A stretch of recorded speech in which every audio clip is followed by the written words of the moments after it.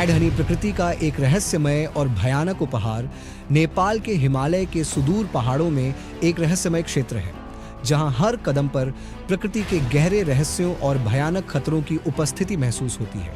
या तो एक अद्वितीय, खतरनाक और रोमांचकारी साहसिक पगला मधु या मधानी संगीत संग्रह इस संग्रह को एक महाकाव्य साहसिक कहा जा सकता है, क्योंकि यह कोई साधारण शहद नहीं है जो रोजमर्रा की जिंदगी में पाया जाता है। ये एक ऐसा शहद है जिसने सदियों से लोगों के मन में एक अजीब सी भ्रम की भावना पैदा की है। एक जादुई दुनिया जहां कल्पना और वास्तविकता का मिलन होता है।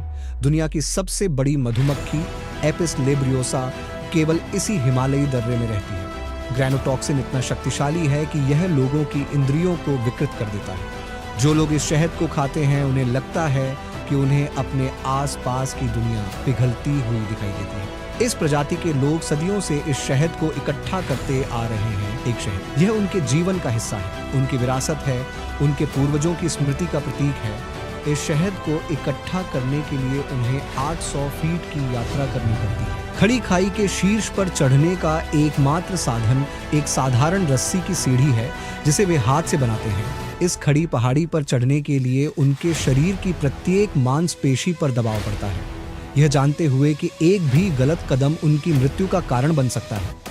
इस शहद को इकट्ठा करने की आवश्यकता बिल्कुल अविश्वसनीय है, क्योंकि हर पल उन्हें जीवन और मृत्यु के किनारे पर चलना पड़ता है। इस रस्सी की सीढ़ी पर एक कदम आगे बढ़ाने का मतलब है खुद को मौत के करीब एक कदम आगे बढ़ाना।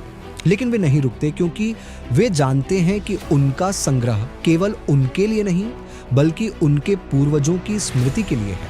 लेकिन संग्रहकर्ता जानते हैं कि उनके पास दर्द सहने के अलावा कोई विकल्प नहीं है। वे अपना ध्यान इस तरह केंद्रित रखते हैं मानो मौत उनका इंतजार कर रही हो। कदम, शक्तिशाली कदम, प्रत्येक डंक का दर्द उन्हें एक कदम और मजबूत बनाता है।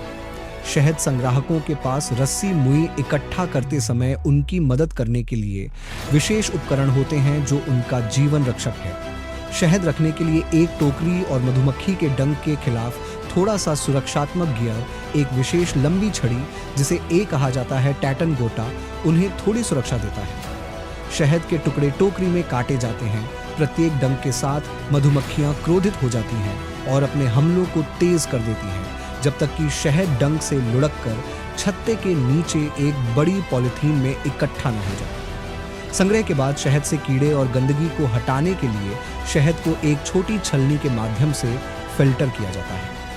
विशेष रूप से संरक्षित, इसका स्वाद पहले तो मीठा लगता है, लेकिन कुछ देर बाद मुंह में एक अजीब सा कसैलापन फैल जाता है। यह कसैला स्वाद मस्तिष्क में एक प्रकार का भ्रम पैदा करता है जो एक चमत्कारी अनुभव कराता है। लेकिन स्थानीय लोग इस शहद को बहुत सावधानी से भी लेते हैं। वे जानते हैं कि यह बहुत शक्तिशाली है।